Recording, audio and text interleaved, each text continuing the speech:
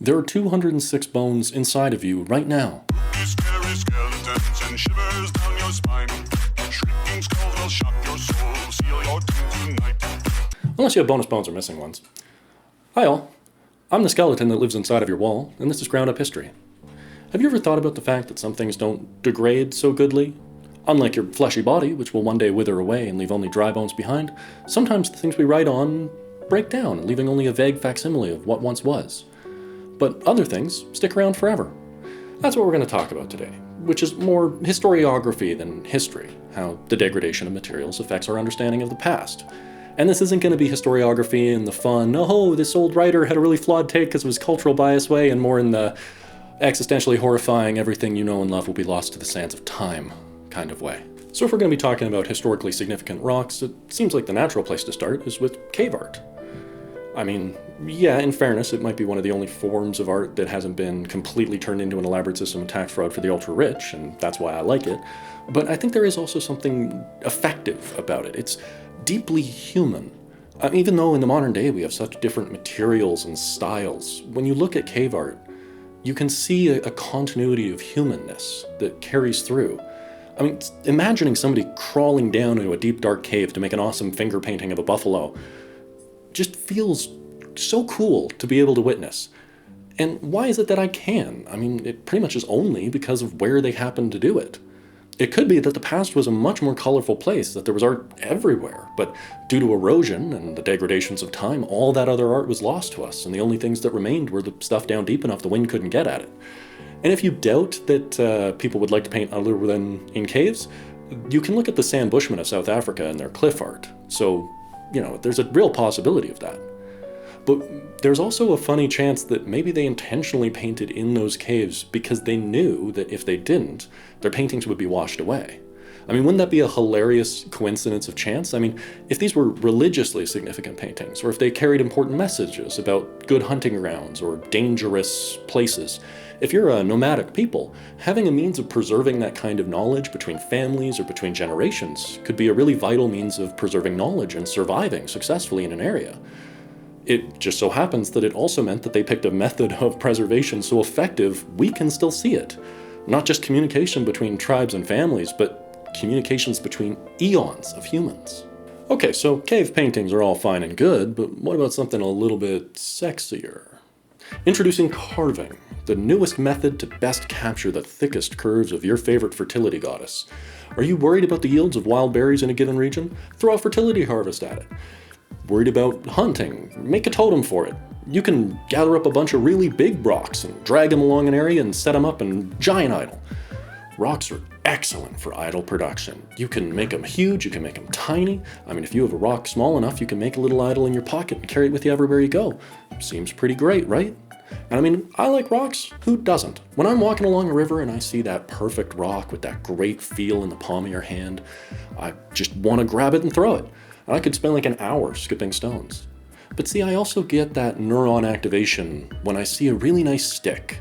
You know that kind of stick when you're on like a hike and it's perfect walking stick, but also you really want to hit something with it? And honestly, the stick neuron might be stronger than the rock neuron. And of course, it's not like it's hard to carve with wood, especially for me. So, wouldn't it make sense that they were also carving with wood and not just stone? Well, they were. We know that they were, in fact, because we found in a peat bog in the Urals a 5-meter tall idol made out of wood called the Shigar idol. It's dated back around 12,500 years ago. Can you imagine being in that ancient past and in the wilds of Siberia finding a 5-foot tall idol of a man? That's a little freaky to imagine, but it might have been more common than you would think. And in fact, also by that same peat bog, they also dug up a decorated antler, another form of material history that degrades over time.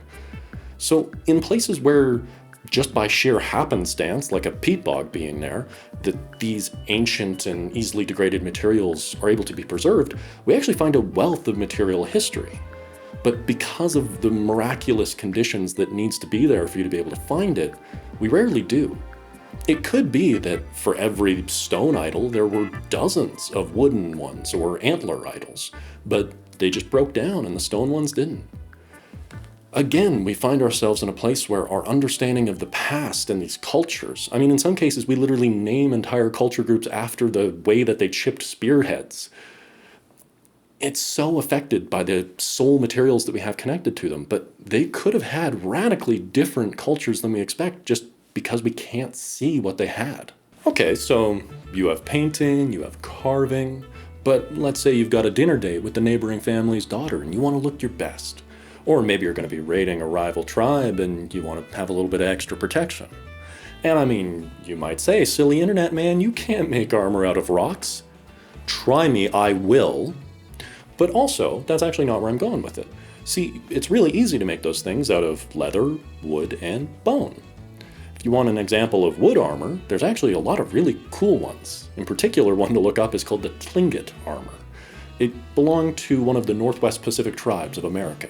And I'm not going to show you this armor because I found it on a website called Sea Alaska Heritage. It's a composite heritage site that talks about all of the Northwest Pacific peoples of America.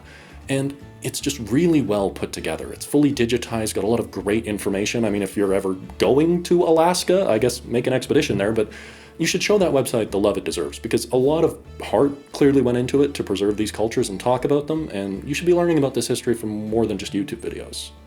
But anyway, back to the video. So yeah, you can make armor out of bone or wood, but of course clothing out of leather is basically how we presume pretty much everybody forever made their clothes. And you might be thinking, Flintstone style, they probably were wearing this exposed fur, crazy patterns, but we have examples of people wearing leather clothing in incredibly harsh environments, like the Inuit with their parkas, that are beautifully adorned. They have complicated beadwork and colors. Or you can look at the Bedouin in basically the exact opposite extreme harsh environment, and they also put a lot of thought into their clothing and adornments. So why is it so hard to imagine that people in more temperate climates wouldn't also put just as much, if not more, effort into the luxury of their clothes? I mean, we've had beadwork and pigments for as long as we've had leather. I mean, you gotta have drip when you kill a mammoth. That's right, I stole your youth slang. Riz. Ultimately, this is the point. We know enough about the past to know that people were willing to haul stones huge distances to build idols, that they were willing to finely carve beautiful idols with very simple tools, that they made places of worship, that they crawled into caves to paint. Why is it so hard to imagine that they would also put that same effort into other materials? And that it's just this tragedy that the vast majority of what they made is lost to us simply because it broke down. And it would require a miracle for us to still be able to see any amount of it. Ultimately, these people were the same as us. They had the same brains, the same desire for acceptance, the same desire to be desired. I think that it's not really actually that hard to imagine the past as a more colorful and creative place.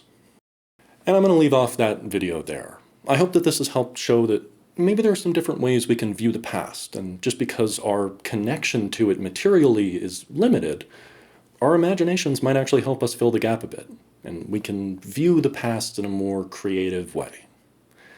Do the like, comment, subscribe stuff that I always ask you to do, and maybe just take a little bit of time to recognize the gravity of the few things that we do have preserved.